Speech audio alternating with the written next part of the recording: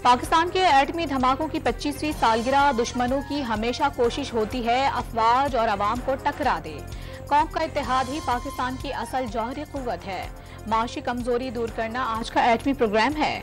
इस वक्त के वजीर आजम नवाज शरीफ ने किसी सुपर पावर की धमकियों की परवाह की और ना ही अरबों डॉलर की पेशकश की उन्हें आहनी अज़्म और इरादे से हटा सकी।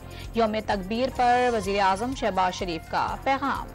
पाकिस्तान ने 28 मई को कम अज कम दिफाई सलाहियत हासिल की थी। पाकिस्तान की इस कामयाबी ने खित्ते में ताकत के तवाज़ुन को नई शक्ल दी।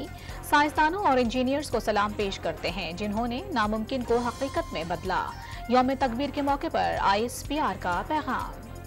9 मई को शरपसंदों ने जिना हाउस का तकद्दुस पामाल किया। टिकट होल्डर्स जिना हाउस के अंदर और PTI क़यादत बाहर खड़ी थी।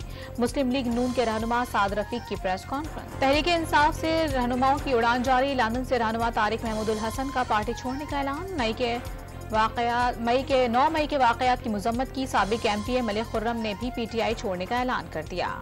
कानून नाफिज करने वाले इदारों को बदनाम करने की मुबैना साजिश बेनकाब। राना सनाउल्लाह का तहरीक इंसाफ के रहनुमा के घर पर फर्जी छापे से मुतालिक गुफ्तगू पकड़ने का दावा। छापे के दौरान रेप का ड्रामा रचाकर मामला इदारों पर डालना था। मकसद आलमी बरादरी की तवज्जो हासिल करना थी। वजीर दाखिला की प्रेस कॉन्फ्रेंस। राना सनाउल्लाह के फर्जी छापे और रेप एक्ट की साजिश के दावे पर तहरीक इंसाफ का सुप्रीम कोर्ट से फौरी नोटिस का मुतालिबा।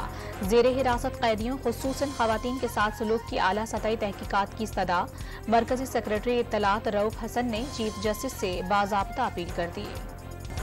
वज़ीर आला गिलगित बल्तिस्तान इस तौर वाक़ई की जख्मियों की अयादत करने अस्पताल पहुंच गए। जानी नुकसान पर इजहार अफसोस। मुतासरीन को मुआवजा देने का ऐलान।